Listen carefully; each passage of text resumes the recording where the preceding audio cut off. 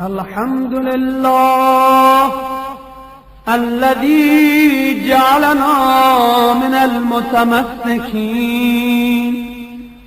بولاية أمير المؤمنين والأئمة عليهم السلام. الحمد لله الذي أكرمنا بهذا اليوم وجعلنا من الموفين بعهده إلينا وميثاقه الذي واثقنا به من ولاية ولاة أمره والقوام بغصبه ولم يجعلنا من الجاحدين والمكذبين بيوم الدين.